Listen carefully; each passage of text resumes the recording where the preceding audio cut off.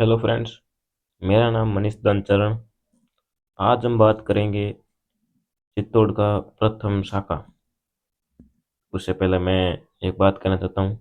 जो भी चैनल पर नए आए हैं, नए जुड़े हैं, उन सब से मेरा एक ही निवेदन है कि आप चैनल को सब्सक्राइब कर लीजिए, ताकि जो भी मैं पहला वीडियो डालूँ वो सबसे पहले आपके पास में आए। लेटेस्ट न्यूज सबके पास आए, सबसे पहले आपके पास में आए, उसके बाद में किसी और के पास में जाए। चैनल को सब्सक्राइब कर लेना और वीडियो को एंड तक जरूर देखना। स्किप करोगे तो मेन पॉइंट छूट जाएगा, फिर कुछ नहीं हो सकता। इसलिए आप सब वीडियो को बिना स्किप किए पूरा एंड तक जरूर देखना। चित्तौड़ का प्रथम शाखा। और ये मेरे हिसाब से तो ये शाखा समझने का सबसे बेस्ट एक ही सिस्टम है कि आप पद्मावती मूवी जरूर देख लो। पद्मावती मूवी देखोगे तो ये शाखा पूरा अपने आप आपको समझ में आ जाएगा। उसके बाद में एक दो बार बस पढ़ना पड़ेगा। चले आइए आज हम पढ़ते हैं। चित्तौड़ का शाखा कब हुआ था? रुको, मैं पेन ले लेता हूँ एक बार।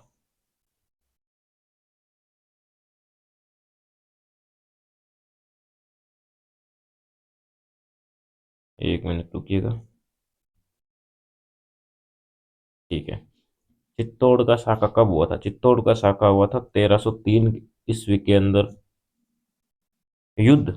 युद्ध मतलब किन दो राजाओं के बीच में युद्ध हुआ था?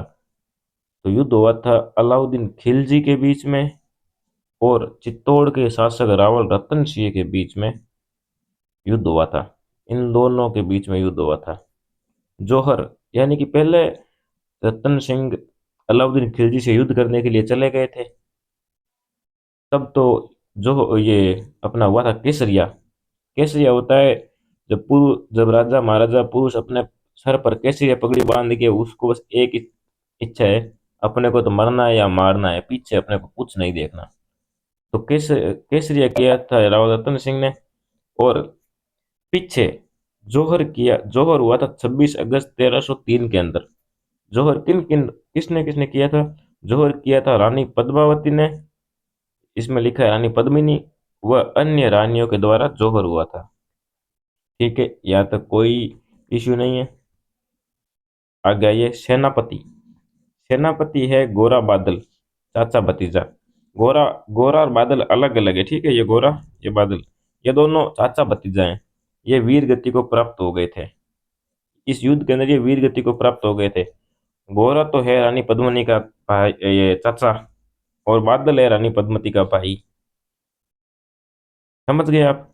तो चाचा का भतीजा हो गया, रानी पद्मिनी इनकी भतीजी हो गई, गोरा की। ठीक है, आगे आइए।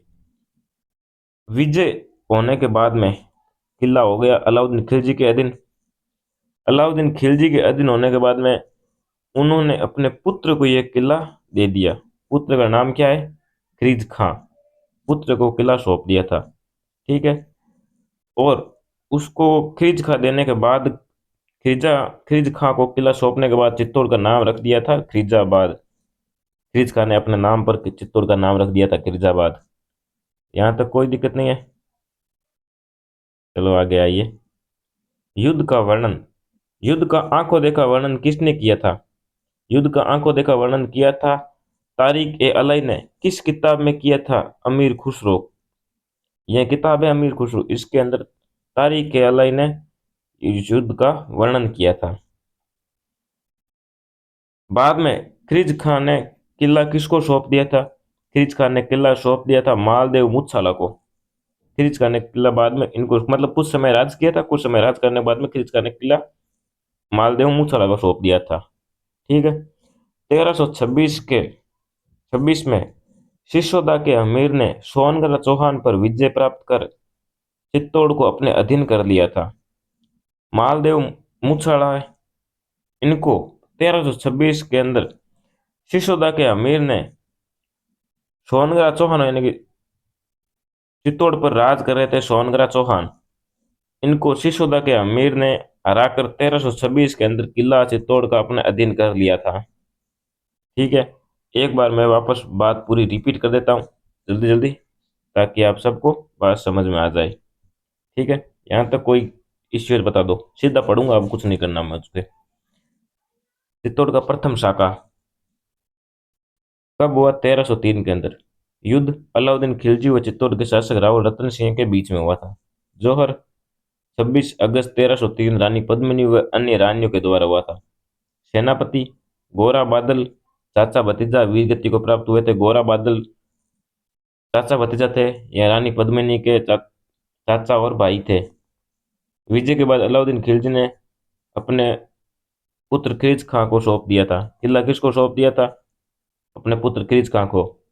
चित्तौड़ का नाम बदलकर खिरीज खां ने अपने नाम पर रख दिया था, खिरीजाबाद। युद्ध का वर्णन किसने किया था? तारिक ए अलई। चित्तौड़ का नाम खिरीजाबाद रख दिया था। युद्ध का वर्णन किसने किया था? तारिक ए अलई ने। कौन सी किताब के अंदर किया था? अमीर खुसरो के अंदर। ठीक है, कौन सी किताब के अंदर किया था? अमीर खुसरो के अंदर।